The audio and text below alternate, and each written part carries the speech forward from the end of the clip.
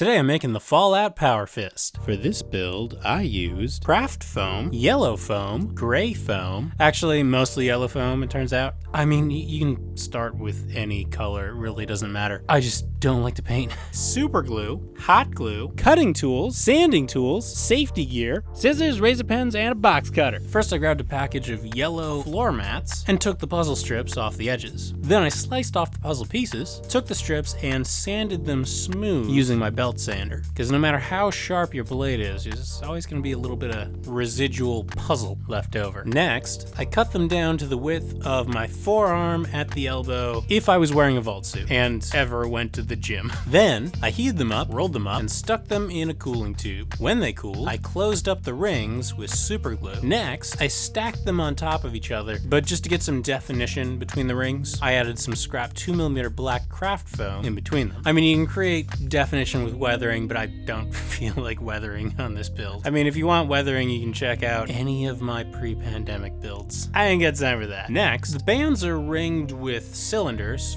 for some reason, so I cut yellow foam circles to go around the outside. I'm using a leather hole punch to carve out the circles, but you don't actually need a specialized tool. You can use any hollow metal pipe that's at all sharpened at one end. And when I say sharpened, I mean I just sanded. I used to use a length of copper pipe and a metal pen casing until I found an old leatherworking kit, which just has like way more options in terms of diameter. The circles are for the ends of the cylinder to sort of imply that they're cylinders all the way through, but when using foam, if you were to like carve into the yellow bands, it would weaken the heck out of it. It's not worth it. So for the sides, I cut the circles in half, making bevel sections that I used to fill in the cylinder between the two end caps. I also tried to use them to hide the seams as well, where I could. Oh, I've got a roll of tape in there, by the way, while I work, just so that I don't accidentally crush it while manhandling it, you know? Really easy to focus on something small and miss the big picture. I did the tops first, just to make sure that the spacing was right, because it's super easy for drift to occur if you just go along the outside. And when the bevels were done, I added end caps to the other side. Then I used smaller circles to simulate the internal screw. This proved to be more trouble than it was really worth, so in the future, I just used one of my narrow leather hole punches. Next, I have to make a band for the wrist. Band for the wrist. Oh no, I'm being sued by Paul McCartney. Crazy Beetle. It's basically the same thing as the forearm bit, but a little bit narrower, so fewer cylinders, same steps, fewer cylinders. I didn't go into it in excruciating detail before, so here's all the half circles, just so it's painfully obvious. When that was complete, I needed to connect the rings. I cut sections of yellow foam floor mat geometrically to create a truss between the rings. Man, I can hear the wind outside. It's not ominous, it's just like, if I have to hear it, can you please take down the dead trees so I don't have to? I'd rather build props than chop down trees. What am I, a lumberjack? To make the angled sides, I just held the knife at an angle, cut the edges at an angle. Then I glued them together, and after that, I glued the rings to either end of the truss. It doesn't matter because the truss itself is symmetrical. Now that they're attached, now I have to actually make decisions. Gasp.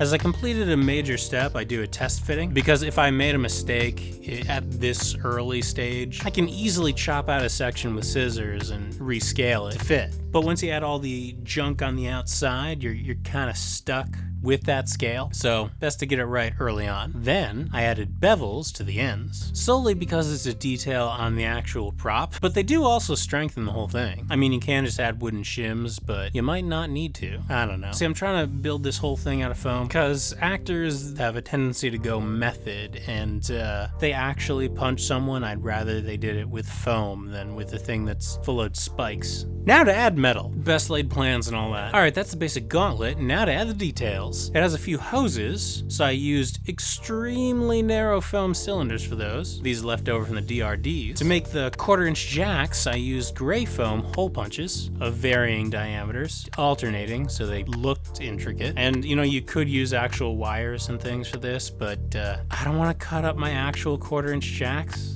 Okay? Let wires wear out, and they get expensive. Don't want to waste them. You have to maintain guitars, alright? Even if you're not good at it. You know, the metal parts wear out, which is weird. You'd think the wooden parts would wear out first. I don't know, I'm not a scienceman. I made 3 of them, and then glued them in. Only on one side, though, which makes things easier. Moving on. This thing is covered in pistons. For the main ones, I'm using the legs of a broken tripod, which, if you do this long enough, this being online content creator, you just acquire a collection of broken tripods that are more trouble than they're worth. So I used the widest sections of the side pneumatics, and I cut them down to size with the hacksaw. Then I capped off the ends with foam hole punches. Yellow for the outside, gray for the inside, because it doesn't matter, it's just not going to be seen. I wrapped either end with 2mm craft foam to simulate telescopic sections. I double wrapped the very ends and added more circles for the connectors. In order to get them to sit flush with the circular gauntlet, I carved a concave scoop out of the connectors using my rotary tool, and I added a few details here and there to match the game. When they were finished, I attached them to the sides of the gauntlet at a slight angle. Once those were on, I made the mounting points for the smaller pneumatics. They're just stacked circles. Since those pneumatics are mounted higher up on the wrist, but still have to be parallel with the middle mounting points, I had to cut the base at an angle. I attached those to the wrist ring, but before attaching the front angle pneumatics, I needed to make more side pneumatics. It'll just be harder to work in that space otherwise. This whole video is just different techniques for making fake pneumatics. That's the new thing that I'm bringing to this video in particular, which is kind of sad because I have a stock of real pneumatics just on that wall of random greeblies that I never use because it just hasn't come up.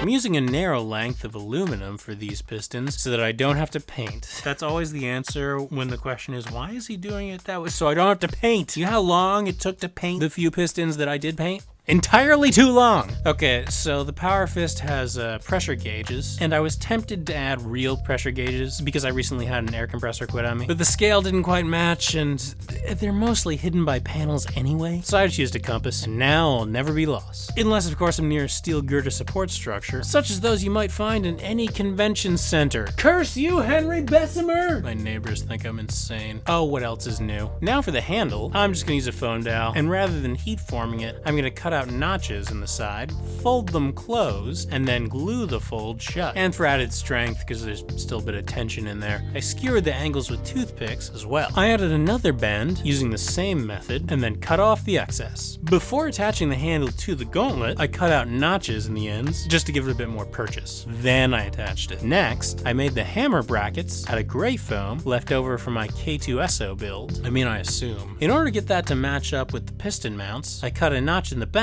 with a hole punch. I made 2 of those, and I attached them to the gauntlet, and then began to work on the Hammerhead itself. This is customizable in the game. You can swap out the standard one with a brick and rebarb, etc. But in the show, she has the standard one, so that's the one I'm doing. I started by cutting multiple layers of 1/2-inch thick foam rectangles. Then I stacked them. I smoothed out the corners, and then added a strip of 2mm to cover the seam and add a bevel. Then I added layers of slightly smaller rectangles to the top in order to make a step. Okay, so now I have to make the meat tenderizer texture, and to do that, I'm gonna make another rectangle and cut it into 5ths. After that, I slice the edges slanted, and no matter how much I sharpen my knife, they're always gonna come out a little bit rough, so I smoothed them out on the belt sander, and when they were smooth, I chopped them in half again, angled the new side, and then smoothed it out as well. Now we have 10ths. I did it this way just because it's way easier. You know, the larger the piece is, the easier it is to sand. Or rather, the easier it is to find when your belt sander inevitably flings it to the other side of the workshop. Okay, so now we have 10ths. I glued each of them onto the front of the Hammerhead with super glue. Next, I added a few final details to the exterior. These are slants, left over from builds of Cosplay's past. Then I glued the Hammerhead to the brackets. Okay, now to add the final pistons. These ones are just wooden paintbrushes,